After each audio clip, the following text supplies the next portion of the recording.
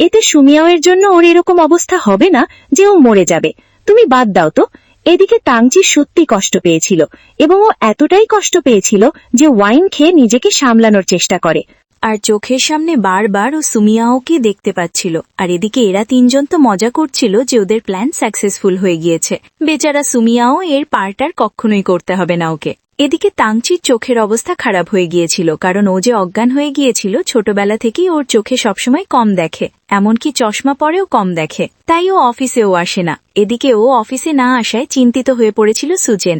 সুচেন বলে ওর মনে হয় আমি বেশি কষ্ট দিয়ে ফেলেছি।